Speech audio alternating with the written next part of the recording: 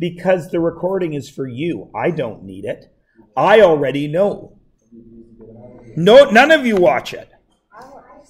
Lies. There's that one video that was 32. If a tree falls and it pours and no one hears.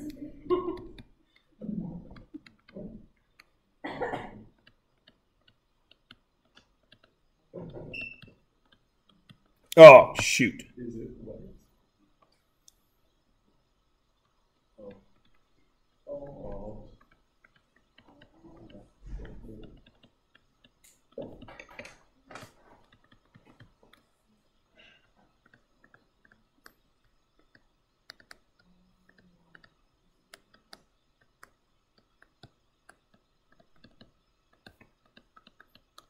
Now, we have already talked about what is problematic about... Whoa, I nearly tripped on my own shopping bag.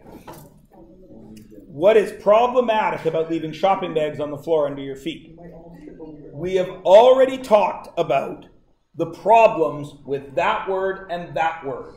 What are those problems? Base. What is wrong with the word base? When you think of base, you think of the bottom. When you guys think of base, you automatically think of the bottom, because that's what you've been taught. But we've already covered that that's foolish, right?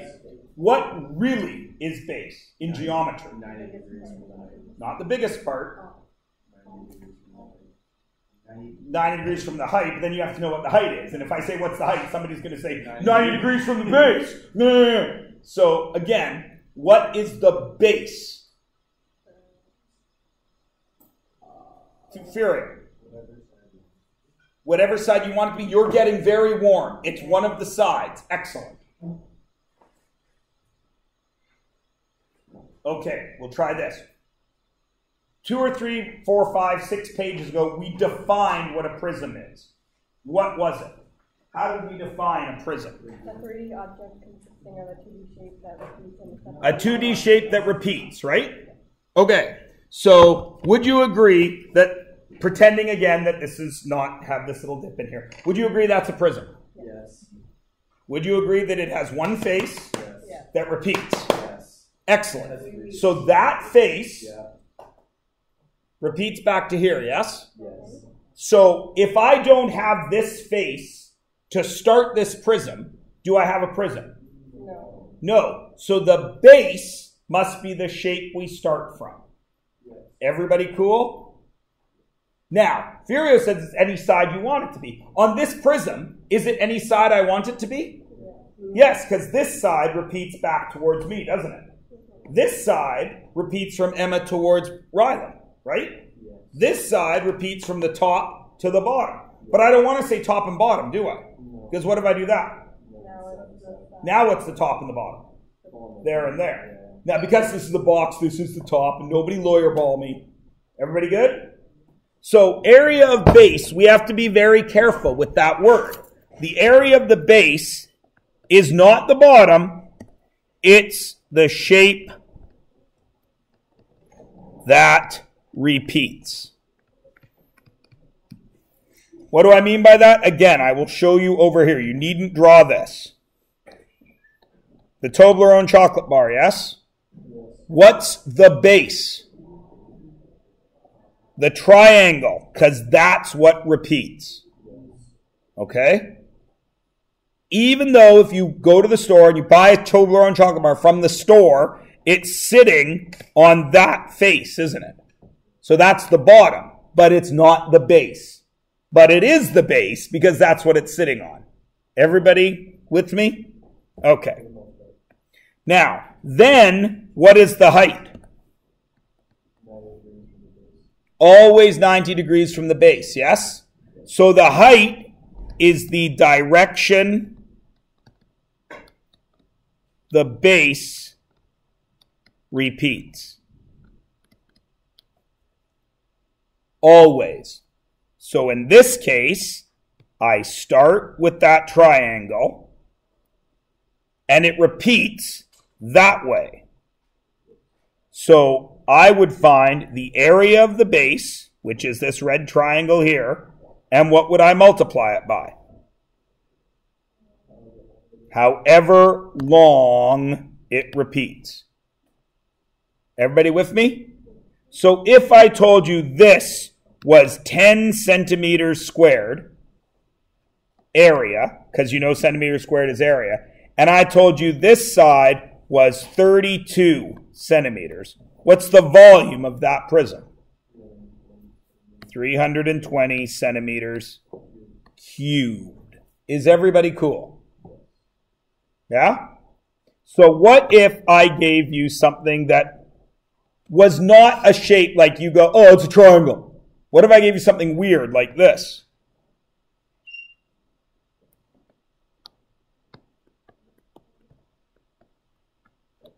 Is that technically a prism? Yeah. Why? Because this weird shape repeats at the back, doesn't it? So if I could find this area, could I then find the volume? Because what would I do if this is the height with that number? I would multiply it by the height because the height goes back that way. If I told you this was m centimeters squared, what would the volume of this prism be? M times h centimeters cubed. Does everybody understand? Now, so you could break this up and figure out how to find that area out. Okay? Everybody with me? Now, I, of course, would break this up. Oops. I would break this up this way. Find that rectangle and those two triangles. And then what would I do with all those numbers? Add them up and multiply them by what? Which is h. Even though it's going backwards, it's still the height. Everybody understand? Now, how do I mess you up here? I do things like this. I would say that's 12. And some of you would say, oh, there's the height. Is it? No. That would give you this number, wouldn't it? Picking up what I'm putting down? Read my mail, mowing my lawn? None of you would mow my lawn. I don't even mow my lawn. I hate mowing the lawn. You're not driving to Chilliwack to mow my lawn. Why would I pay you $50 to? I can get some kid in Chilliwack to do it for 20. Why would you do that? It costs more than $5 to get there. You're losing money. That's why I'm saying $50. All right. Is everybody cool? Everybody understands? Now we have only talked. We have talked about two kinds of shapes, haven't we? We've covered prisms. Let's talk about pyramids.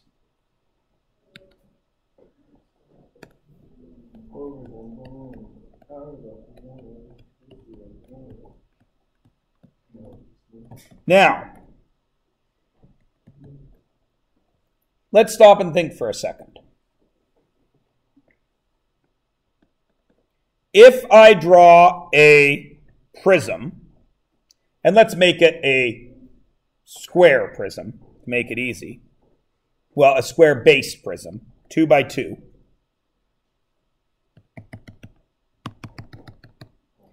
Is that right now a prism? No, it's only 2 by 2. It's two dimensions, yeah? How would I make it a prism? I'd give it some depth, right? So right now, is that a base? Yes. Sure, and it's on the bottom. How do I make it a prism? I give it some height.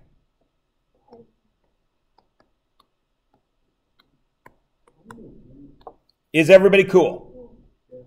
Okay. Now, what's the base area here? That would be this. And what is it? 2 by 2. 2 by 2, which is 4 whatevers, right? Forget the measurement. That's not important here. Now, how would you find the volume? Addison. I would need a height, yes? Yes. I'm going to give you the height. I'm going to say it's 7. So, Addison. 2 by 2 by 7. Right. 4 area of the base by the height. And this would be 28 whatevers. Well, let's just say centimeters cubed. Is everybody cool? Yep. Okay. Now, how does a pyramid that has a base of 2 by 2 relate to this prism? Does it start from the same bottom? Okay. And it repeats up. Do we agree? Yeah. But, as Braden says, what is happening to all of this? This square is shrinking, isn't it? Which means this is empty space, yes? So the pyramid is not taking up this space. But notice that it starts the same as the prism. So we know the prism is 28. Is the pyramid that starts from that same shape going to have more or less volume? Less. Now, because this is shrinking at an even amount. Yes, there's no bulges in the pyramid, are there? No. So this is shrinking at an even amount. Every time that shrinks, we're multiplying by a fraction, aren't we? If I go halfway up this pyramid, how big's this square going to be?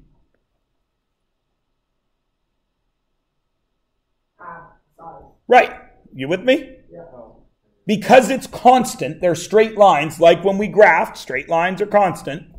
We know that this empty space out here must be a fraction of the prism. It has to be, right?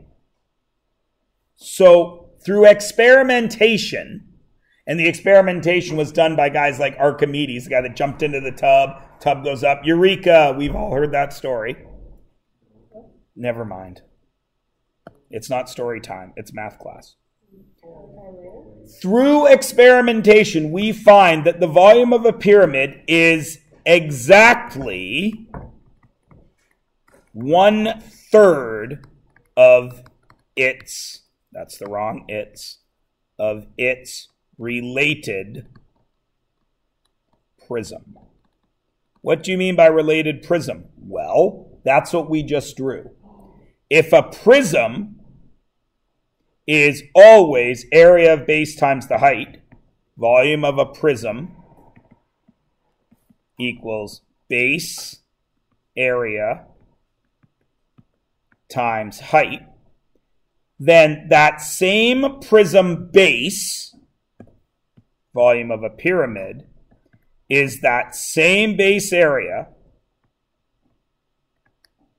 times the pyramid's height. Now, is that slant height or height height? Height divided by 3. Now, the way it's usually written in textbooks and things is 1/3 area of base times the height. But that's a pain to put into your calculator, and it's the same as finding the whole volume and then dividing by 3. Everybody cool? All right, now, we are going to return to the previous 5 questions, but it's actually, I think, only 4 questions. Skip all the way back to the surface areas we did on page 209. Remember how I said leave some blank space? That's what it's for. We're going to do all these volumes. Is the cereal box a prism? Yes or no? Yes. What's the volume of every single prism? You just wrote it 3 times. What's the volume of every single prism? Area, base area times what? Now, is this one of the situations like Furio described where I can choose any of these to be the base?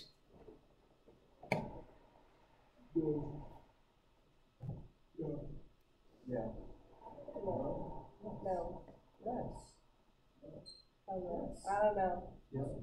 Of course it is. Because if I choose the yellow one, the yellow rectangle repeats towards the back, doesn't it? If I choose the blue one repeats to the left. If I choose the green one repeats down. So I can choose any one of these as the base. Which one do you want to choose? Green. Green one? Great. So what is the area of the green rectangle? And I'll even write it in green so it's not confuzzling. What is the area of the green rectangle?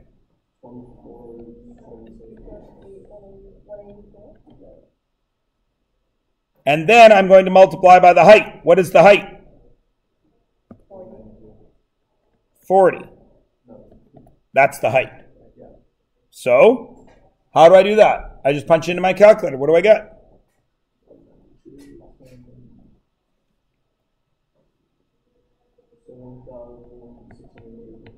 What? Now, if you've done any volume before, and most of you have done some volume work with one, like the easiest things, cubes and rectangle, prisms, right? And your teacher probably taught you it's just length times width times height, right? Which works wonderfully here because it is just base area, length times width times the height. But I don't like showing that formula because then when we go to pyramids or we go to cylinders, people are looking for, oh, I don't know where the length and width and height is. But this always works. What if I gave you this type of shape? A hexagon. And I made it a hexagonal prism. Does the hexagon repeat? Yes. So this is a prism, yes? Yes. Can you use LWH there? No, of course not. So that's why I don't like spending a lot of time with LWH. I like to spend my time here with base area times height. Everybody cool? All right. Turn the page over. Remember we left some space. This is a pyramid, agreed? What is the volume of every single pyramid?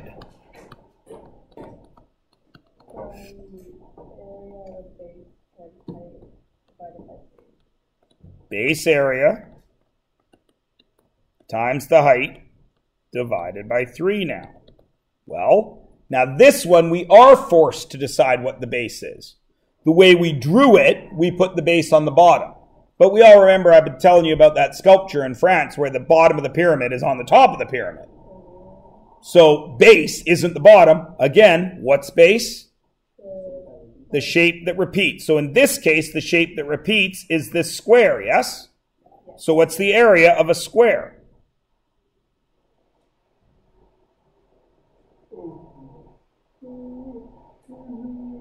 Don't give me the number. Just tell me how you're going to get it. Length times width. And since it's a square, length and width are the same. So it's going to be 32 by 32. And then what's the height?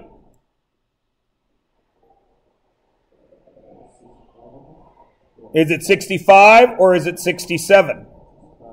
Why is it 65? Why did I need 67 over here but 65 over here? Because that's the slant height. And on surface area, I care about that triangle that's on the angle, don't I? So this is 65. And then what am I going to do with that whole answer? Divide by 3. Go ahead. Tell me what the answer is.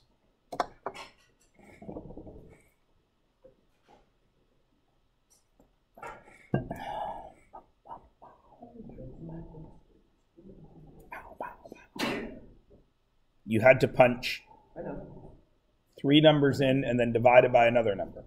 So what is it? Don't read me a list of digits. Say it as a number.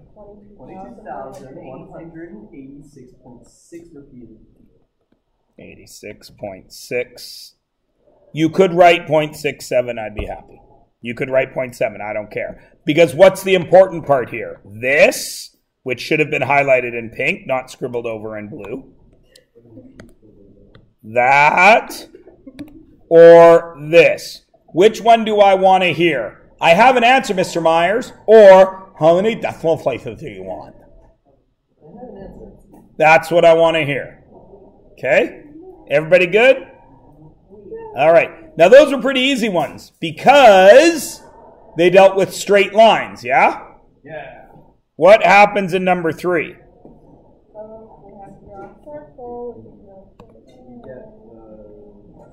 So, is a cone a pyramid? Yes. Of course it is, because it starts from a circle. That circle shrinks, shrinks, shrinks, and disappears. So what is the volume of a cone? Area. Area of the base times what? Height. Why? I don't know what it says. Why? Jacqueline.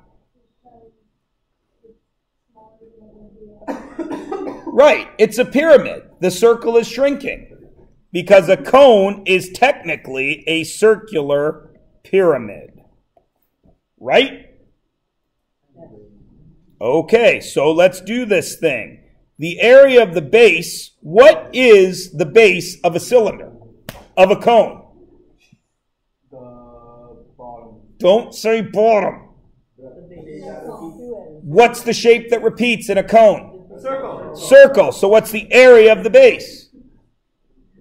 The circle. It's the area of a circle times the height divided by 3, which is, Jacqueline? Pi r squared times the height divided by 3. So let's do that. Pi, what's r? 15. 15 squared. What's the h?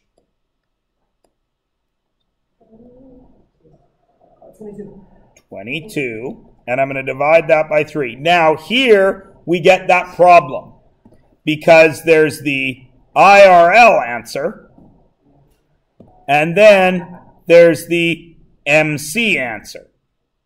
What's the IRL answer? Which one has the decimals? IRL. Which one has pi left in it? Math class. Which one do I want? Math. I want math. I can work with both. Oh. Which one will your calculator give you if you follow it all the way through? IRL or MC? IRL. Which one is easier to find on your calculator? MC, because all you got to do is multiply the numbers and you leave pi alone. Yes. Right? So, what is 15 squared? No. 225. What is 225 times 22? Use your calculator. And what is 4,950 divided by 3? 1,650. Right. So the math class answer is 1650 pi. Right? What's the real life answer? I just do 1650 times pi. Before I punch that in, though, I think to myself, pi is about 3. 16 times 3 is 48. So I must be looking at something slightly bigger than 4,800, right? Then I punch it in my calculator, and what do I get? 5,183.62. Stop. 627. Yeah. If you, yeah, 67. Everybody cool? I can work with both of them. You can do whichever one makes you more comfortable. But I warn you, the further you go in math and science, the less and less you're going to ever write this one. Okay? Okay. Everybody cool? As the ring. All right. And lastly, we got a cylinder. Is a cylinder a prism or a pyramid? Prism. So what's the volume of every single prism? No. Base. Base area times what? Height. Height. What's the base of a cylinder? A circle. So it must be a circle area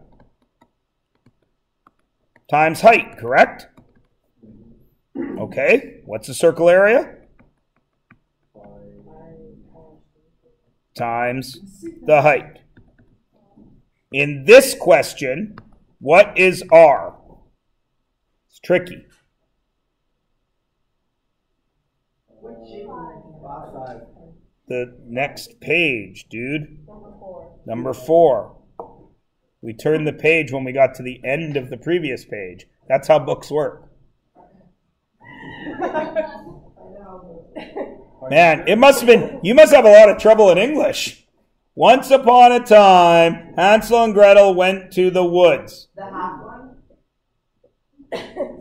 This is a crap story. Turn the page. 211, big stuff. 211. All right. Yeah, Addie's joined the party. What's the radius? 5.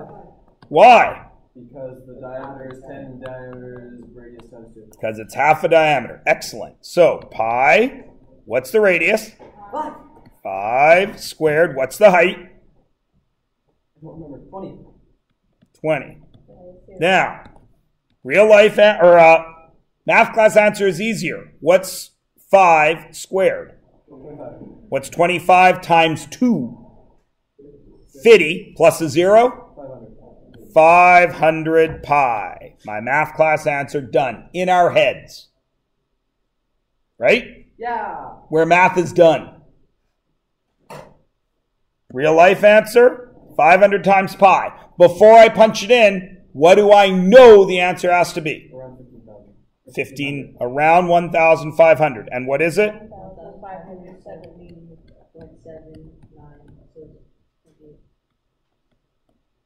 Is everybody cool? Yeah? All right, now listen, it's 2:01.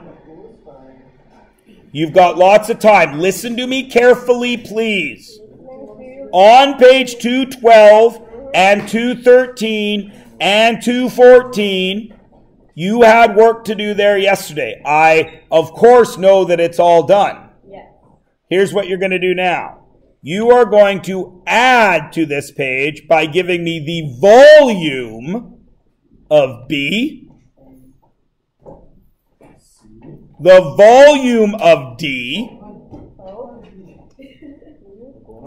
the volume of E, the volume of F, and the volume of G. If you haven't finished all those surface areas, now is time you could. At the end of this class, I am going to show you all of the answers with no work. So all you are going to do is put tick or X by your answer, go home tonight and see if you can figure out where you went wrong. Tomorrow, being a short day, we will go over this more in depth. Right? And then tomorrow, we will do the last lesson, which is the last kind of shapes we deal with, which are spheres. Oh no! Okay?